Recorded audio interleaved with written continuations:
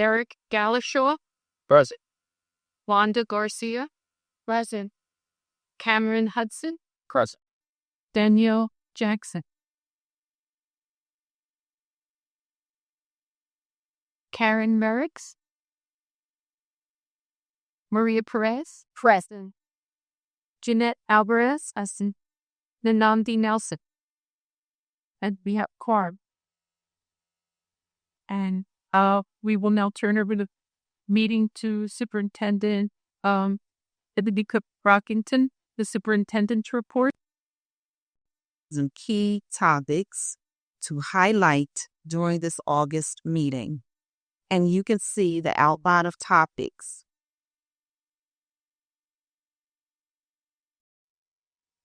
Next slide. So we have some 2025-2026 calendar updates.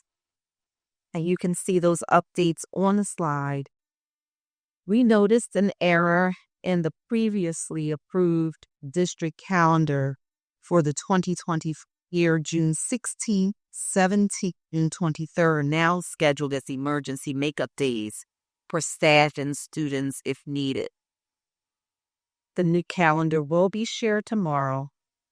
After our meeting, our meeting to ask Ms. Ebony Henson and Dr. Delali to go over our district assessment calendar, our HIP report, and our SSDS report. All right, good evening, Superintendent Dr. Cook Brockington, also our advisory board members, our President Nanandi Nelson, Vice President Jeanette Alvarez, our board members, all of our colleagues, our families that are here tonight. Thank you for the opportunity to share tonight's update on our 2025-2026 state assessment calendar. This calendar is really important because it not only tells us with state assessments that will occur, but also helps schools, helps families and students prepare for them in advance. Our goal is to ensure clarity, consistency, and transparency around testing windows so that everyone knows exactly what to expect. As I'm in this presentation, you will hear terms like legacy, adaptive, and field tests. And I'm going to briefly explain those so we can all be on the same page. Legacy is our traditional fixed form test where every student sees the same version delivered through Pearson. Adapted is a computer-based test that adjusts in real time to a student's responses. So when the student answers correctly, they may get a higher level question for the next question. If they answer incorrectly, they may get a lower level question. And those adapted tests, they're already taken with tests like IXL and already. Then you may hear the word field test. It's a practice run that's not score reported and is designed to prepare for this adaptive system. So this presentation tonight is more than dates and tests. It's about ensuring that all of our CAMDEN students, from the youngest learners in family schools to our graduating seniors, have a clear, supported, and equitable pathway to success. So our district's assessment calendar for 25-26 brings together the required state assessments, the new adaptive field tests, and graduation safeguards. I'll also highlight the differences between our family schools, which serve our early learners, as well as our high schools, students in grades 9 through 12. This context is important so we understand not just when testing occurs, but who it affects and why. Next slide. Oh, you're already there. Okay. As you can see, this table organizes all required assessments for 2025 and 2026 school year in a color-coded format. The blue represents our legacy assessments, the green represents our adaptive, and the blue represents our legacy assessments. Orange represents the portfolio of yields, and gray are assessments such as access for English learners, SAT school day, DLM, and AP exams. The fall NJ GPA, which is the New Jersey Graduation Proficiency Assessment Legacy Exam, is in October and is strictly for our 12th graders who either did not pass the test did not take the test or did not pass it in 11th grade. No current 11th graders will take the NJ GPA Legacy this year. The exam is for high school students in New Jersey, and it serves as a graduation requirement, assessing college and career readiness in English language arts and mathematics. Students must achieve a passing score to graduate. That is a 725 for both the English language arts and mathematics components of the assessment, and they have alternative options such as retesting or submitting a portfolio appeal if they do not meet the proficiency cut scores. In our family schools, the main assessments are NJSLA English Language Arts and Math in grades 3 through 8, Science in grades 5 through 8, 5 Medi, Access for Multilingual Learners, and the DLN. In the spring, high school students take the NJ-GPA Adapted in grades 11 and 12, the NJSLA English for 9th and 10th, and Math end-of-course exams. Science in grade 11, and the portfolio appeals in grade 12. Access the DLN. And on March the 3rd, 2026, all 11th graders and any 12th graders that did not previously test will participate in the SAT school day. The fall field tests are clearly marked, and the results, remember, will not necessarily be reported. Next slide. This visual shows how the assessments line up across the school year. In the fall, of course, I mentioned we will begin with the NJ-GPA Legacy for 12th graders only. After that, the state conducts their field tests for the NJ-GPA Adaptive and NJ-SLA Adaptive. During the winter and spring, portfolio appeals open in January, and they're going to run through May.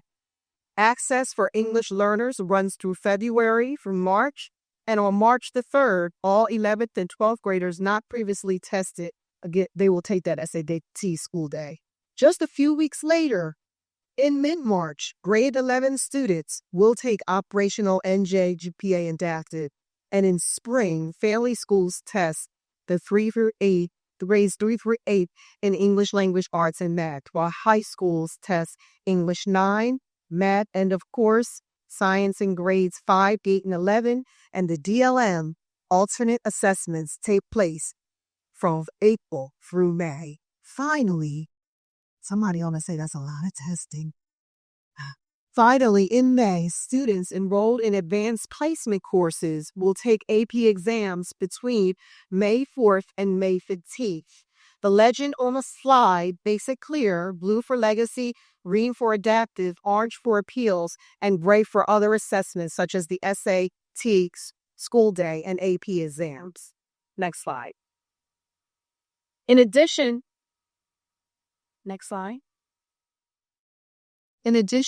to state testing, our students also participate in national college entrance exams, the SAT and the ACT. These are not district controlled. The dates are set nationally by College Board and ACT.board. Next slide. Family engagement is one of the highest impact strategies we can use to improve both schools and student outcomes. In CAMDEN, we provide multilingual resources that you hopefully saw outside on the table. Every board member also has a packet here with these resources. The board members, you received an executive summary, a quick glance of our assessments. There's also newsletters and FAQs for families in English, Spanish, Vietnamese, and also Haitian Creole, so families can clearly understand the testing requirements. Beyond written communication, we offer parent university sessions. These are hands-on and interactive, giving families practical strategies they can use at home to support students. Families also get a chance to learn from one another by exchanging best practices. And importantly, we will be holding open office hours with our school counselors so families can break questions, seek guidance, and receive personalized support. This gives our families direct access to support on assessments, readiness, and graduation pathways. When families are informed, equipped, and connected, schools are stronger and student achievement rises. Our role as a district is to make sure families are aware of these test dates, to help with registration, to provide fee waivers for eligible students, and to offer school day SAT testing to ensure equitable access for all. This combination of national test awareness, multilingual resources, parent university, and counselor support ensures that our students are not only prepared for state requirements, but they also have the tools to be successful in college admissions. And as I close, I want to bring us back to big picture. This calendar ensures every Camden school is aligned with state requirements, and it ensures that every senior still has a graduation pathway while the state transitions to adaptive testing. We have worked carefully to distinguish field tests from operational tests, legacy from adaptive, and family schools from high schools. This clarity reduces confusion, protects our instructional time, and supports principals, staff, and families. Our goal is simple: to protect that instructional time, reduce stress, and guarantee that every senior has a pathway to graduation. And I'm going to leave with this closing promise that I began with. The calendar makes one promise: every Camden student, from our youngest learners in family schools to our graduating seniors, will be prepared, supported, and given every opportunity to succeed. I'm going to turn this time to Dr. Damali, who's going to share about our SSDS and HIB grades. Okay. Good evening. So I'm first reporting about HIB self-assessment grades. The NJDOE requires each school and each district through its school safety, school climate teams to evaluate implementation of the ABR, which is the Anti-Bullying Bill of Rights, from July 1, 2024 through June 30th, 2025 by using the self-assessment. The self-assessment tool includes 8 core elements that address the ABR requirements for schools. The school safety and school climate team must assign a rating for each indicator based on criteria available documentation. Samples of documentation that can be used to substantiate the ratings are provided for each indicator. It is essential for school staff to maintain sufficient documentation that will substantiate its ratings on each indicator. The maximum grade a school may receive is a 78. The due date for completing and certifying and submitting the self-assessment is October 31st. Next slide. What you're looking at now, these are our family schools and the self-assessment grades each school gave themselves. And again, the highest score is a 78. Next slide. These are the high school, the 5 high school assessment scores. Right now for the 24-25, we are projected to have a district score of a 55 out of 78. What happens is once this is certified by our acting superintendent, the DOE will review what we submitted, and then they will release the official scores in May of 2026, and we'll share all this again. But this is part of the process, and then they will give us the final scores, and that'll be presented in June of 2026. Next slide. I'm also reporting tonight on this Student Safety Data System, also known as SSDS. To support our students' academic, social, emotional growth from pre-K through 12th grade, it is essential that they feel safe and fully included in their learning environment. As a school district, we are required to share SSDS reports with the public twice a year. The mid-year report was presented in January, and this evening I will provide the report for the second half of the last school year, as well as a full report for the 24-25. You can go to the next slide. So the SSDS collects 2 types of information from schools through the districts: incidents of violence, vandalism, harassment, intimidation, or bullying, also known as HIB, weapons offenses, substance offenses, restraint, seclusion, and any other incident leading to student removal from school. This also tracks all of our HIB trainings and programs in each school. So you could see the listing of things that we're reporting on. Next slide, please. So this slide here is the second reporting period of the 24-25. So this covered all reports from January 1st, 2025 through June 30th, 2025. So each school has to go in, they have to put all their trainings, all their programs, any situations that arose with security regarding students, all this information goes in. And again, we reported the first report back in January, so this is the second. And then if you go to the next slide, this is the full year. So this is all the SSDS documentation for the 24-25 school year for the Camden City School District. And as you can see, it goes down and it lists all the different numbers and all the different information. And this is certified and already submitted to the DOE. So we are, on time with everything, and all the information has been tracked as we are required to show. That's all I have.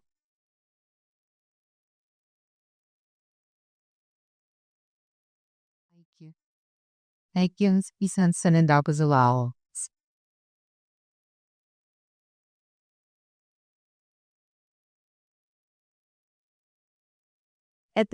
At this time, I'm going to go over a few district updates. As I began to look at how our district's central office was functioning, it became clear that the Washington building was simply too tight for our staff to work comfortably. At the same time, Morgan Village had space that wasn't being fully utilized. To make the best use of our facilities, we decided to shift some departments. So at this time, the superintendent's office, the business office, data and enrollment, and DTOR will be located at the Morgan Village building with Rise and Rise Innovator, yes. And at the, I'm sorry, what's my spot here? Early Childhood, Equity and Engagement, the Solutions Center / Welcome Center, Special Services, and Student Supports will remain at Washington. Transportation, School Nutrition, and Whitson's had already before July, started the move over to the Old REM or Old Rise building. These moves will allow us to relieve the space issue at Washington, as well as parking in that area, and to be able to use our buildings more effectively and continue to serve our families without any interruptions. So here are a few district highlights. So East Side. We know that the demo was taking place. Many of the alumni, the mayor, other officials, Congressman Norcross, our board members, city council, many were there to see the first real demolition of East Side on August 12th. There was a beautiful East Side Pie demo ceremony, and some pictures all there. And we are very, very excited to be moving into the next phase of East Side's construction. Another great highlight, our school leaders, and we need to celebrate our school leaders. They came together last week and had an amazing week of professional development, which was focused on strengthening their leadership, deepening their community connections, and highlighted hands-on learning with Upstream Alliance. I don't know if many of you know, well, I'm sure you do. Upstream Alliance at Wiggins Park. Beautiful. Our leaders were on the boats, seeing what our students had an opportunity during the school year to experience. Our math and science supervisor, Dr. Walkinshaw, went out there before with many of our students. So this was a great opportunity for our leaders to experience what our students were experiencing. So we hope that more of our students will be able to experience this great opportunity, and community members will begin to go out to Williams Park and partake in it. It's absolutely a beautiful experience. So our leaders had a great week. We went to Ruppers Camden. Our leaders were treated like royalty at Ruppers Camden, and we're able to explore many of the different opportunities that Ruppers offers. So it was, I think, an inspirational, educational, and uplifting week for our school leaders. And thank you to everyone who helped make that such a successful week last week. So now I'm going to ask our board members and our central office staff to transition back to the stage. Lane, paraprofessional, and a one Getty User Service. Mark Phillips, athletic director, 21 years and 3 months of service. And lastly, yet Underworth Gloss, custodian C, 13 years and 10 months of service. Congratulations time.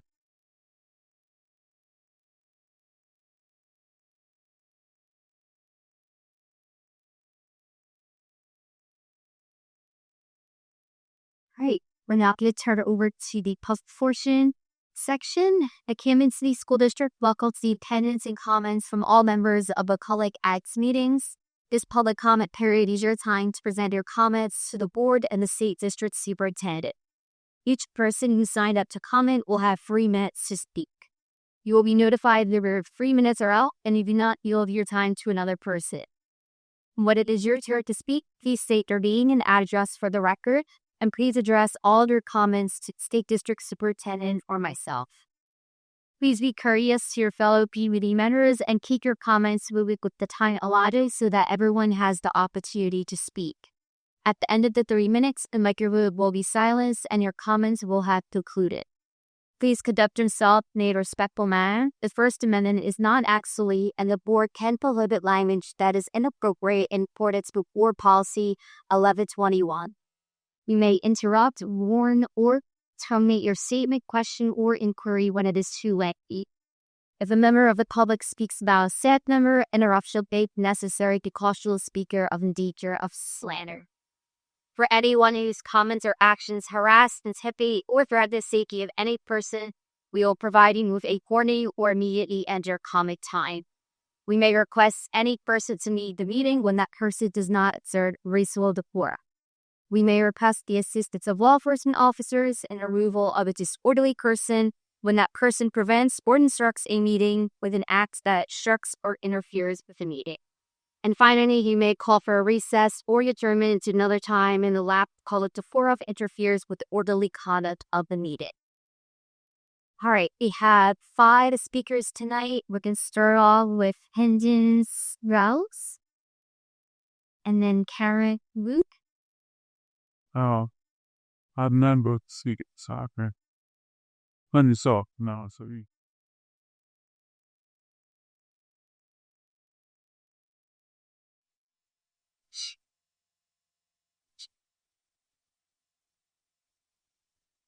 Good evening. This is Now, where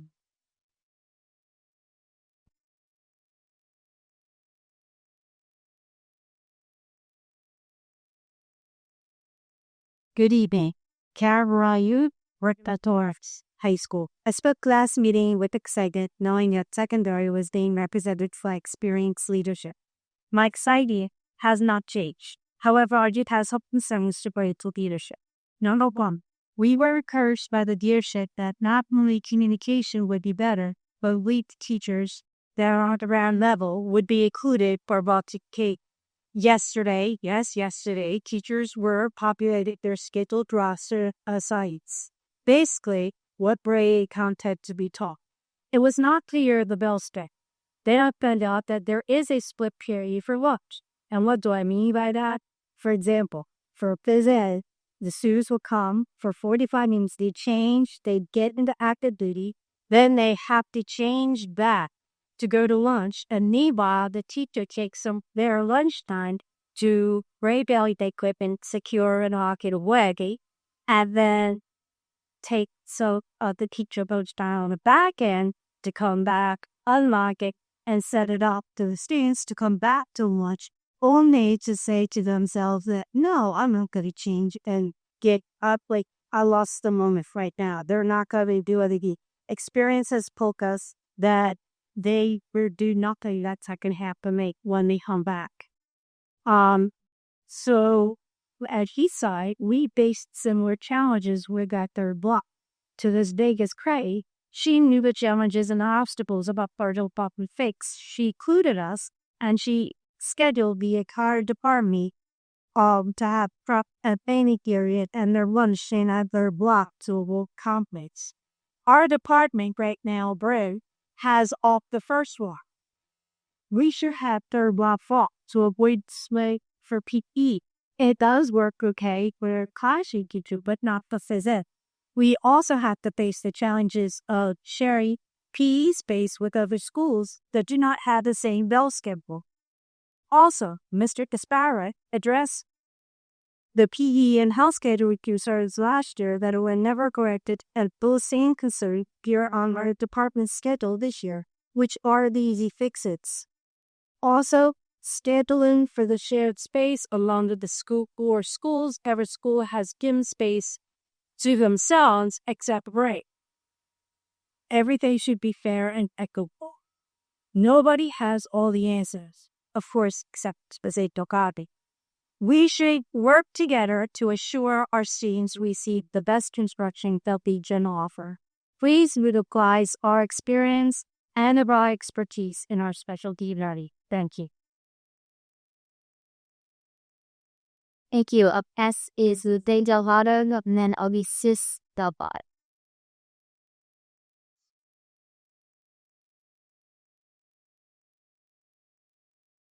Good evening.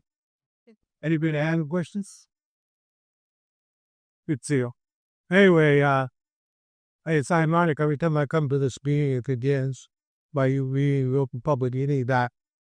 And the Open Public Meetings Act says that you're not a public body, but then you might say it's a public body. So I wish that you would realize you're not a public body. It's said that in the very Open Public Meetings Act. I first want to acknowledge, I'm talking about the body duper, not the superintendent. I wanted to acknowledge the meeting I had with the superintendent. It was very good meeting. Again, I apologize for arriving late. I know you got my email today, my reaction to the meeting. I hope you found it worthwhile. I look forward to more meetings. I think that both of us, even though I thought I had a good handling, you and I are both uncovering a lot of issues. And I think the good thing about you is you're acknowledging that there are some serious issues that are negatively affecting the Israeli learners in our district. And I know that we could establish a relationship that will begin to address that.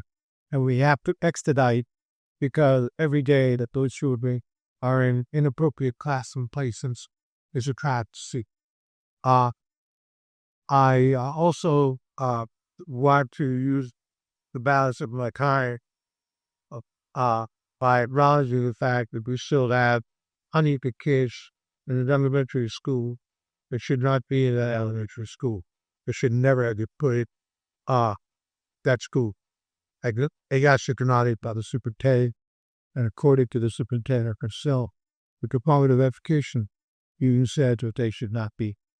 So when we celebrate the tearing down of a very perfectly good school and building a new school, and everybody's excited about it in 5 years' time, the fact is we have hundreds of kids in a school that they should not be. So I would take the last 30-some seconds of my time and silence to be fit by what those teachers and the kids are doing in inappropriate school, and a lot of people are responsible for that are here. Just did ask family say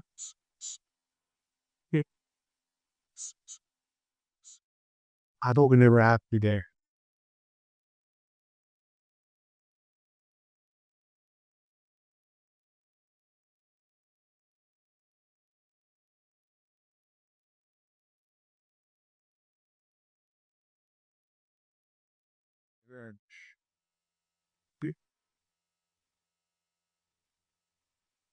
Milo C. Not going to speak. Right, then my speaker is Tamara Rene.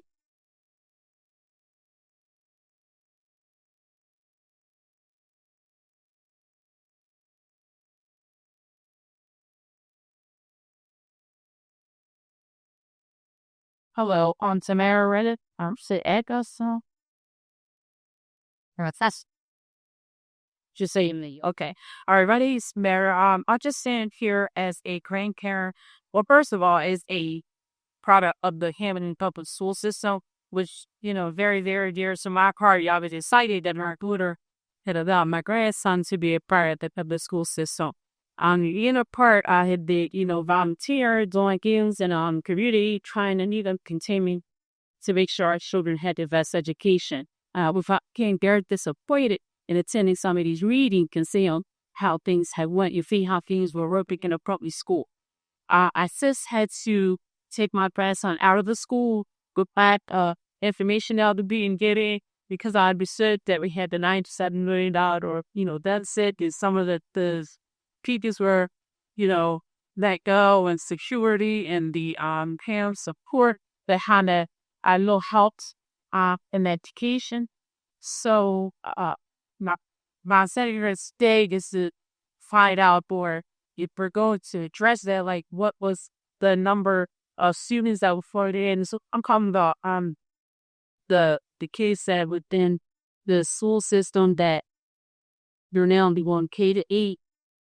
It's just going to be just when he was in the elementary school, didn't go up to the 8th grade. So I was very concerned about security, but that's when maybe he's open like because we had the other school kids with older kids, and we did that back in cats.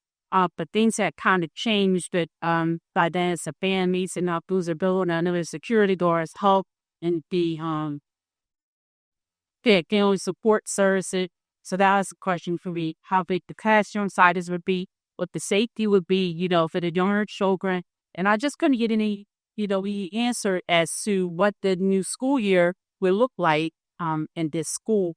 It's a third grader, which was very concerning to me because, a lot of the parents were asking questions and, they get any answers. So that part I'm concerned as to, I know the school year is already, I know you guys already made the plan, but if a lot of parents that did not have the right information, and so we had, to have to try to do best for our smaller children. It's like, the go on, you got gate breakers, they doing, different things. And so that was just my concern that I wanted to see the other parents that didn't have opportunities to pull their children out of the school and making sure that they are safe. It, can answer some of those questions because, people are concerned about the safety of their children and the number of classroom size and all these tests that's going on. And how we're going to build their best to always see when the school size is larger. I don't know. I just don't have question or answer. So I just stand here as the grandparent, help, a person to dig well in the public school system. I lead the class of 8 to 7, and you'll lie my warmer classmates and welcome scenes and things like that. But it's still some place of time is up. Sorry.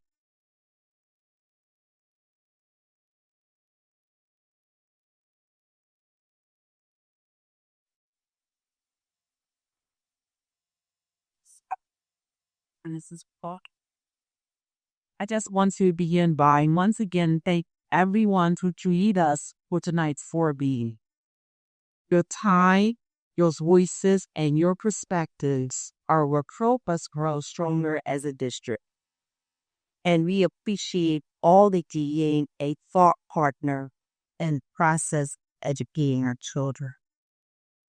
Last month, I shared everyone that I would be responding to public comments individually in emails within 24 to 48 hours because I want to ensure that each concern is addressed thoroughly and thoughtfully and honestly. And sometimes just sitting here listening, I don't have all the facts. So I want to make sure that I have all the facts before I respond to your question. And it's not about shortening leading. It's about giving the community the respect that you deserve. We've asked the question. And I am going to continue that practice. And I appreciate your patience as I follow up with you directly. And everyone has my email. My email is not monitored by anyone. And if you have a question, please feel free to reach out. As we move on, please know the board and I remain committed to transparency, accountability, and collaboration. Thank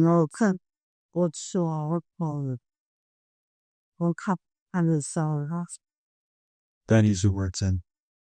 At this time, any board members, admin, and the say that they would like to share first.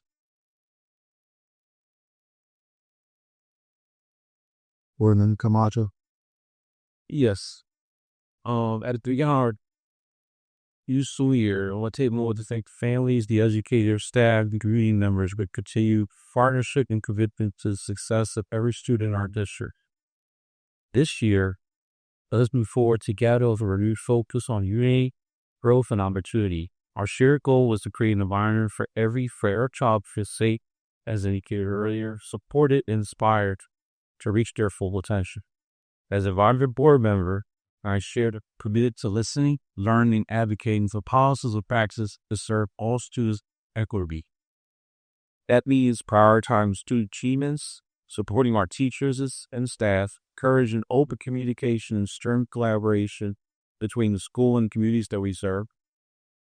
We know that when we work together, family, schools, and community partners, we can overcome challenges and create meaningful progress. Let's keep our students in our arcs on every decision and continue to build a district that reflects excellence, inclusion, and innovation. So here's to a productive, positive, and impactful year ahead. Together we can make a lasting difference. Thank you, Board Member Camacho. Meta Board Roots. So, Board Member Jassy. Good evening, everyone. I just want to take this time to welcome the Aggie Superintendent, Dr. Domenico Valkinson, because we are excited to tag you. We're excited to the work that you intend to do at the time that you do have you. I would just appreciate you. Also, I do I usually go through moments because for those of you who come to the board meeting, I take you to what I want to say and all of us is just to be sure that what you're trying to communicate to the board, I'm actually understanding what it is that you're saying. So it's Burley Lute from Graham. I saw that she had concerns about communication between the education staff. You said that you will need more prep time that doesn't cut into your lunch break, and for them to, I guess, the education to revisit block schedule. Ms. Delgado, I know she said the open call the meeting that is, it means it's not employed by, but she said it was record for the meeting. You also said that there are some issues that need to be addressed as far as learners or students being in inappropriate schools, but then you also said that there are some issues that are affecting the expanded butters that are being addressed by superintendent. Thank you for that. So we appreciate you for that. Ms. Reddick, are you still here? Thank you so much for coming up. Red pens are so important, and so thank you for coming and advocating clearly. And others for parents who are able to be here and speak in the space as well. So what I heard you say, the biggest and most important thing that I heard you say was child safety, child safety, child safety. Is that correct? So just making sure that our student-to-teacher ratio is, well, the quotient of that, everything is well brought in the classroom with the mixing of grades, right? Say elementary and middle school being the same, that's correct. Okay, thank you all so much for coming out speaking. Thank you for giving us your concerns. And you guys will be hearing from the Aggie Superintendent Garrison. Thank you. Thank you, Board Member Johnson. Board Member Brasseur. First of all, good evening, everyone. Thank you, everyone, for being here tonight. And again, I'd like to welcome Petita Rapate. I'd like to congratulate you about as an advisory board member. I look forward to working with you. And I agree, transparency. I'm looking forward to the school year. We're working with parents, teachers, and administration. And again, as always, it's first. Take care. Thank you, Bormit Garcia. So I would like to say thank you. We had opportunity to meet with the the Parent Union Administration.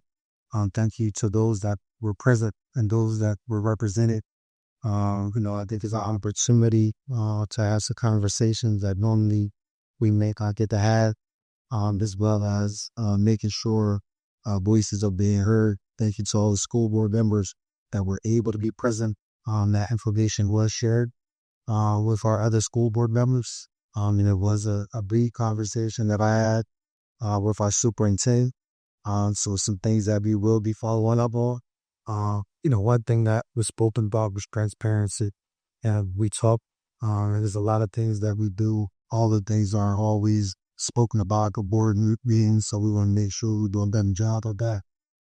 Some of the things that was spoken about, and we would like to say publicly, our superintendent, Dr. Brockington, as the acting superintendent, she has a lot of ideas, a lot of great ideas, thoughts, suggestions.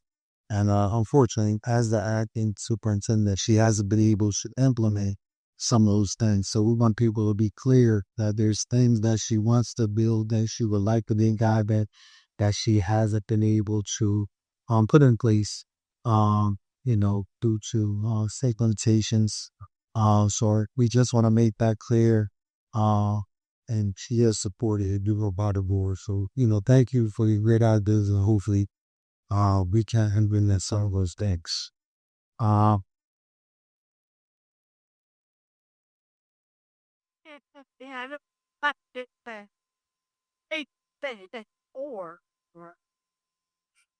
Also, just the importance of ensuring the community is included in decision making. So hopefully, our community feels more included when voices are heard. And I think when we can have those conversations, everybody feels, represented. So that's something that we'll continue to work on. We've lost a lot of our student supports. So one of the biggest things, the first day of school. So I know this is something that the board for Blues has practiced in the past. Unfortunately, wasn't able to participate last year. But being present the first day of school is something that the school board members that will be available or are able to hit themselves available would like to be a part of. Also, I know our superintendent has spoken about making it an inclusive process where we're not just identifying one or two schools, but we're trying to make sure we're including all schools. So we'll be waiting for a schedule from the superintendent and try to be available in as many schools as possible as board members to make sure that we're there to support the students as well as the SAB members. And one last thing that was mentioned with the parent in administration was truancy. And I believe we are all on the same page as far as the importance of truancy, but just having continued conversations about how we address those issues and how we make sure that we're supportive of families at the same time. So again, thank you for that beat, and thank you for sharing. Also, it was a community member who asked about our students being involved in a new construction at East Side High. And I know it was something that he said was mentioned, via our previous superintendent. Again, I just want to put it out there that a question was asked. I personally, I'm not sure of that remark or that statement, but we are doing some research just to see how our students can be involved and if that's something that's possible. So I wanted to stick that just because I heard that question did come up. Again, I echo what my other board members said. Looking forward to a new school year and just coming together, making sure that we're as supportive as possible for our students. So thank you, and at this time, I'll turn it back over to our superintendent.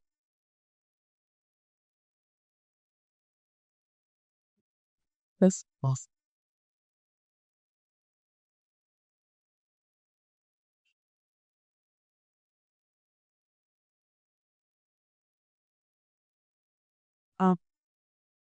Okay.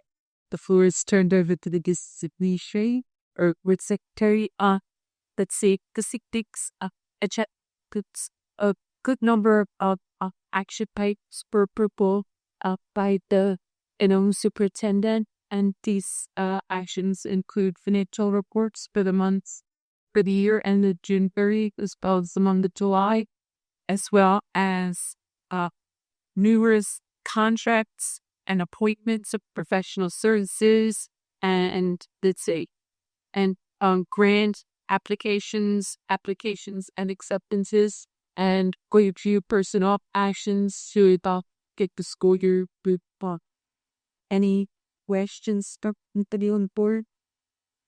It's not So I have a question. This is a statement. I know some things change last minute. The sooner that we can receive the information of the board so that we already will review that information will be helping.